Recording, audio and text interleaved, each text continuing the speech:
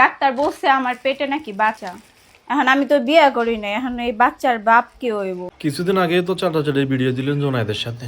সাটাসাটি কেউ করবো? যেহেতু চাটাচাটি জোনায়েদ করছে সেহেতু বাচ্চার বাপ তো জোনায়েদ হওয়া দরকার।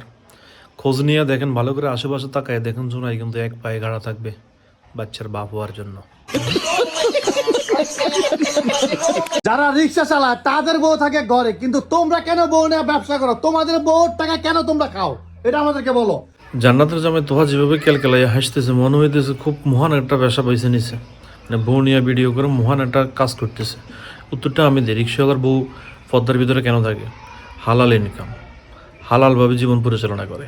আর তারা যে বউ নিয়ে ভিডিও করে, কোন অ্যাঙ্গেলে সেটা হালাল ইনকাম হয় আপনারা আমাকে বলেন। মানে নিজের বউকে প্রদর্শন করা কি জায়েজ আছে? নিজের বউকে পাবলিককে দেখানো কি জায়েজ আছে? যেখানে বলাই আছে বউ হচ্ছে ব্যক্তিগত জিনিস, বউকে ব্যক্তিগতভাবে পর্দায় রাখার কথা, সেখানে তারা প্রদর্শন করে টাকা ইনকাম করে। তো সেহেতু রিক্সাওয়ালার সাথে তাদেরকে তুলনা করে কোনো লাভ নাই। রিক্সাওয়ালার ভিতরে বিবেক মনুষ্যত্ব আছে, তাদের ভিতরে বিবেক মনুষ্যত্ব বলতে কিছু নেই।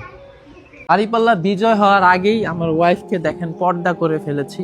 আলহামদুলিল্লাহ, সামনে রমজান মাস, সবাই দোয়া করবেন যাতে ইসলামের পথে আমরা চলতে পারি।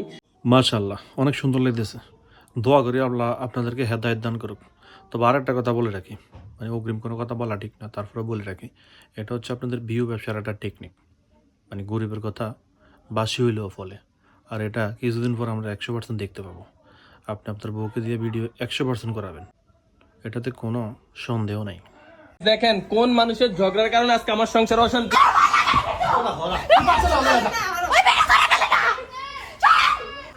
সোশ্যাল মিডিয়াতে সেটেল হওয়ার জন্য যে কাপলরা নিজেদের ইজ্জত বিসর্জন দিয়ে সেই ভিডিও সোশ্যাল মিডিয়াতে আপলোড করতে পারে, কান্নাকাটি তো তাদের কাছে দুধ ভাত মাত্র। তো সব কিছু হচ্ছে তাদের ভিউর খেলা, ভিউর জন্য তারা সব কিছু করতে পারে। নির্লজ্জ। হয়তো কোনো জিনিস আর লজ্জার কথা কস না রে ভাই, আমগো লজ্জা নাই। কারণ কি জানোস, আমরা হাজবেন্ড ওয়াইফ, এই জন্য আমগো লজ্জা নাই। তোগো লজ্জা নাই দেখা তোরা এরকম 2 দিন পর পর মারামারি করস, বারে যাস, বউ পিড়াস, স্বামী পিড়াস, এর লেগে এই অবস্থা। সত্য কথা বলতে কিন্তু অনেক সাহস লাগে, তাও যদি নিজের সম্পর্কে হয় তাহলে তো কথাই নেই। তো নিজেদের সম্পর্কে চরম সত্য কথাটা বলার জন্য আপনাদেরকে আন্তরিকভাবে ধন্যবাদ। এতদিন পর হইলো পাবলিক আসল সত্যটা জানুক আপনারা যে নির্লজ্জ। আপনি চলে যাওয়াতে আমার কিছুই হয়নি, কারণ আমি যেদিকেই তাকাই সেদিকেই বেটার অপশন পাই। বলতেছিলাম কি খালাম্মা, 20 বছর বয়সে 2টা স্বামীর ঘর চেঞ্জ করে ফেলছেন, আর এখন ফেসবুকে স্ট্যাটাস দিতেছেন, ভিডিও বানাইতেছেন, আশেপাশে অনেক মানে ভালো অপশন ঘুরতেছে। ভালো অপশন না, এগুলো হচ্ছে ফুলের মধু খাওয়ার ধান্দা।